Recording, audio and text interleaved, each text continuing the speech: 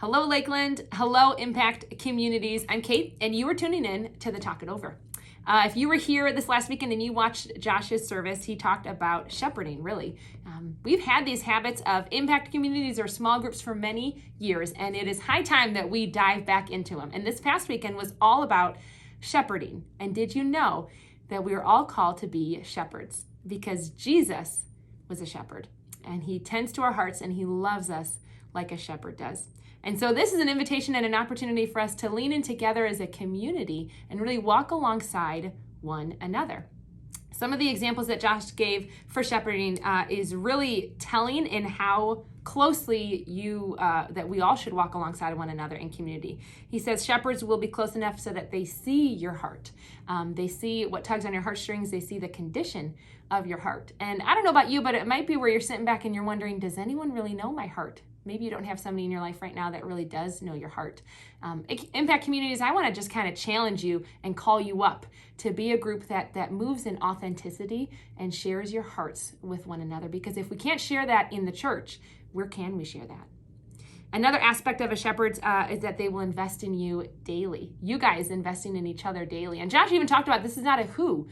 This is a habit that we all will walk in and should walk in to one another. So it's not just the impact community leader or the one person who has the gift of shepherding. This is all of us kind of walking this out and exercising this because it is a great habit and it's becoming more like Jesus and how he served and loved us in his time on earth. Another part that Josh talked about shepherds is they pray for you daily. I don't know about you, but prayer is usually on the bottom of my list of spiritual disciplines to do. It is slow. I like doing things that tend to bring high production.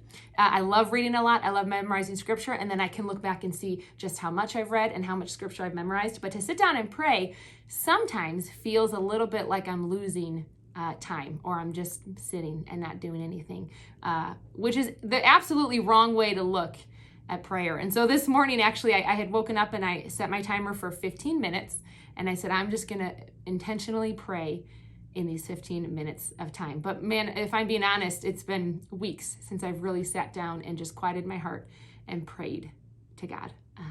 But it's a habit that I want to continue to grow. And so I want to challenge you as groups to continue to grow in praying for one another. Even as I had these 15 minutes, I was praying for my family and my loved ones. And then I almost ran out of people to pray for, but I didn't pray for my impact community yet. And so I think even as you step into prayer more intentionally, you'll find yourselves finding the time and the names and the people to pray for, rather than looking at it and saying, well, how will I find time to pray for them? Or I sit down and who do I pray for? I think you will as you continue to lead out in this habit of prayer. It's an important habit. And it is one that personally I just need to continue to grow and walk in. And so I invite you to keep me accountable in that as these next few weeks go on. And I'm looking to grow in prayer, and maybe you are too. I'm continuing to set my daily timer on spending just 15 minutes of my time praying. And my hope is that I continue to expand that time and that this becomes something that I can't live without, because I don't want to live without prayer. Neither of us should live without prayer, but so often that falls to the bottom rung of what we do. But a shepherd prays for you daily. And then a shepherd also cares for you. There were a few years ago, we were in our impact community, or what was called our small group, and we were doing an impact. There was a couple in our community that wanted to adopt a baby, or two babies. And so obviously that costs a lot of money. And so we held a garage sale at our property with our small group, and we asked a handful of other small groups and people in the community to just donate whatever they wanted to sell at this garage sale, to donate it. And we would sell it all, and all the money would go to this family. And I don't even think we put price tags on anything. We just said it was a fundraiser garage sale for adoption, and pay what you can. So our whole small group then continued to help operate the garage sale. But the day of, maybe an hour into this garage sale, my son fell off a couch and his arm was not bending the way it's supposed to bend. And I had kind of spearheaded this whole project. Our driveway was full of stuff because we set the whole garage sale up on our driveway. And I look at my friend and I said, can we move all this stuff off the driveway so I can pull out really quickly and get my son to the hospital? And she said, I had 3 little ones at this time too, and I was newly pregnant. And she threw me her car keys. She said, take the keys. I'm going to keep your 2. You get him to the hospital. And it just was the sweetest way for her to lean in. Our whole small group leaned in at that time. and now we would call them an impact community. And they brought us meals. They finished the whole garage sale. They cleaned everything up too. And if you've done a garage sale before, you know that after every garage sale, there's always a plethora of stuff that just needs to go to the thrift store, or maybe even the trash if it doesn't sell. But they cleaned it all up. They took care of all of it for us. They cared for us daily. And that is something, we're still in an impact community with them to this day. They are just a couple that we deeply, deeply love. And they walked alongside of us in many seasons of life. But that's what you get to do as an impact community. Not only pursue impact together, but pursue life together. Have somebody that walks alongside of you in those valleys and then in those mountaintops, because we all have them. We're guaranteed those. But I'm willing to bet you want people walking alongside of you in those times. And an impact community is what it's for.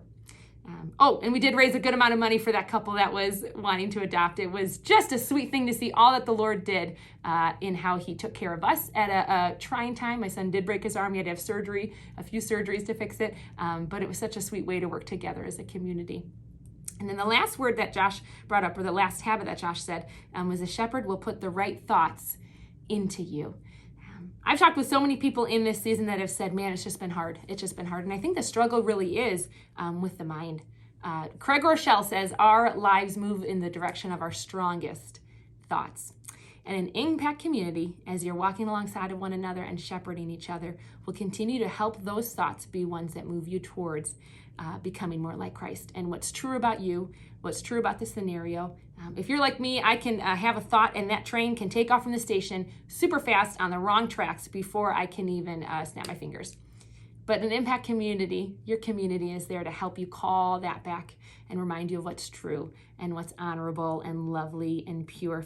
Paul talks about that in Philippians, that we think on those things. And that's what an impact community calls to mind for you as well. And so guys, I just want to encourage you and call you up. These are big habits. These are intentional habits to walk in. But can you imagine what your community would look like to have a core of people that walked alongside of one another in this way? I'm willing to bet you're looking at your life and the past few weeks or the months and you're saying, I don't have anyone that's walking alongside of me in that. If that's true, I would just encourage you to lead out in authenticity in your impact community, because that's how it starts.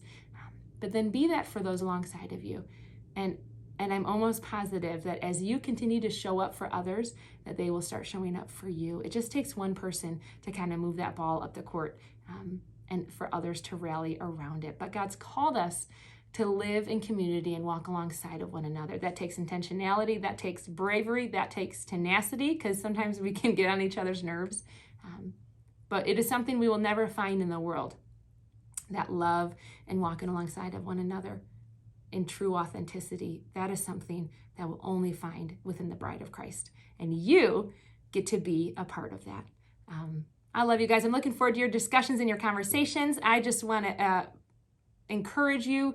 I know I've said authenticity so many times in this, but I really feel like that's the coin that changes all of this, the flip that changes all of this and kind of steamrolls it, moving closer towards community and that shepherding care. Really that care like a shepherd. I believe it all hinges on authenticity. And so move together in authenticity. Don't miss an opportunity to be authentic. Love you guys. Take care. Bye.